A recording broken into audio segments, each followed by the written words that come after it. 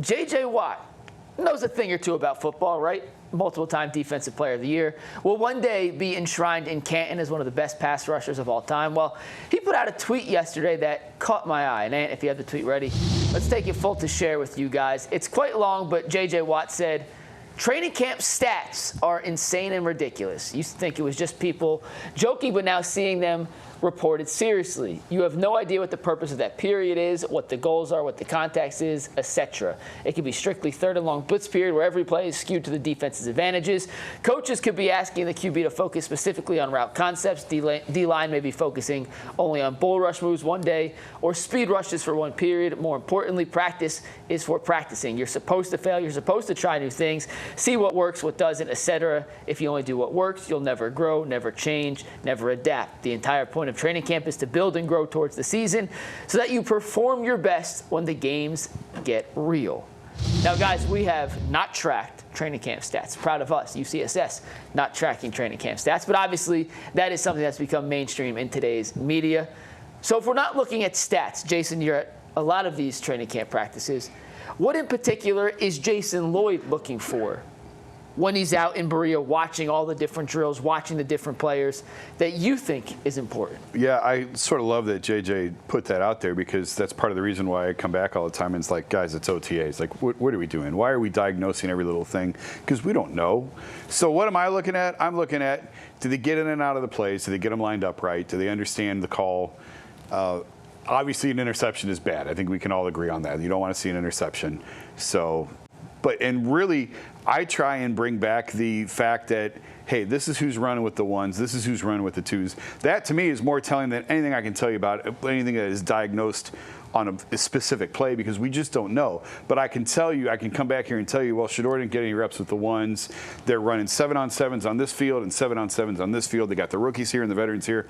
So more just trying to explain what it is they're trying to accomplish rather than trying to diagnose specific plays, because we don't know. So I don't want to sit here and pretend that we do, because we don't. So when I say, yeah, Dylan looked fine, or yeah, Shedeur looked fine, or Joe looked fine, or Pickett looked fine, most of what we see is guys running routes against air where there's no coverage at all. In an hour and 10-minute training camp practice yesterday, there was about 11 or 12 snaps that were 11-on-11. That's it. The rest of the time, they're stretching, they're in their positional groups.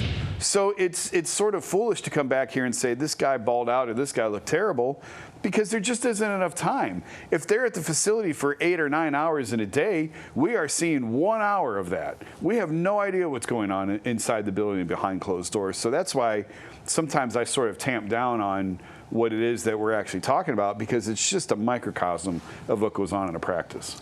G. Bush and the Kool-Aid Mafia is taking credit for all stats. I believe I'm the father of this stat charting issue, because at the beginning of the preseason in OTAs, I challenged. I said, we saw the tapes. He was not 7 of 6. I counted 14 passes. Something is off here. And guess what? They had to start charting them passes. I'll take credit for it. Now listen, JJ, I didn't mean it to go down like that. They just had to chart them. The Cleveland Browns are the first outfit. By the way, you can trace this back. Nobody else was charting these passes in these other camps. Now they chart them, and then people started being like McNuggets. They like, yeah, but hey, well, listen, I saw Shedeur was 7-9. 2 touchdowns.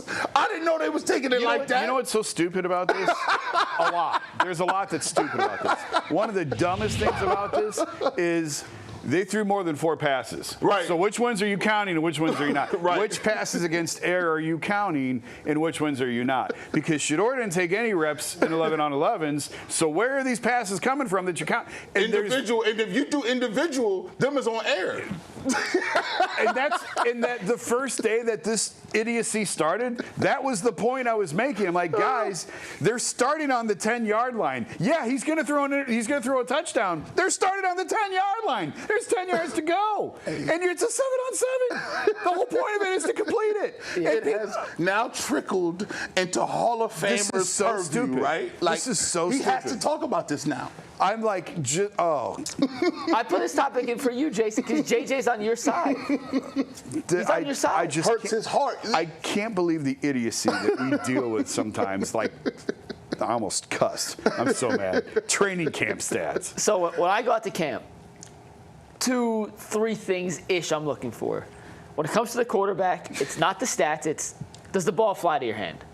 And you can, and Yeah. there's not a stat for that. What I tell you the first day of OTAs, Joe Flacco can still spin Yes. it. He's got the best arm out there. And that is something that you have to be there in person Yeah. to truly see. The videos, the zip or no zip on a random throw, you don't see it on a little 1x1 phone screen. You see it in person. So does the ball fly out of a guy's hand? 2, is he different test. Yeah. And this was more in college than it is in the pros, because in the pros, all those guys are the guys who were different in college. But when an incoming freshman would come in, when I was covering Texas A&M, and you watch, and I'll mention Devon Achane now on the Miami Dolphins, he just moved different. Yeah. He looked different than every other running back in there when they ran sprints. It looked like he was jogging and was the fastest guy. Just looked different. Myles Garrett, a guy, even on the pro level, just looks different. Yep. And then I have the do you look lost test. Right. And that could be any position. Do you look like, because I don't think you can tell the guys who know what they're doing, because everyone is supposed to know what they're doing in these situations. It's the who doesn't understand what we are trying to accomplish. And no one stands out more like a sore thumb than when there's 8 or 9 people and 8 know exactly what the accomplishment is and what they're trying to get done, and one person is out here messing it up, doing something wrong. And I think if you find the same person in the "are you sure you know what you're doing" category more than once, when you get to the 3-4 range, it's probably a pretty telling sign that something's not right. You know it's crazy? Out of all the people you see out here, 42 of these dudes is already on the squad. There ain't no positions like that. Yeah. Like when I'm going out there, I'm trying to find out, like, okay, is there somebody that's really good that can go off and do something else? But you know what? Remember the guy that was living in his car that returned them kicks? Yeah, from Hard Knocks. I forget his name. Yeah. Guess what? He ended up getting cut. Remember the guy that DTR was throwing the ball to, and he had the most yards in the world? You loved him. You thought I he was loved gonna be him. a stud. He was balling.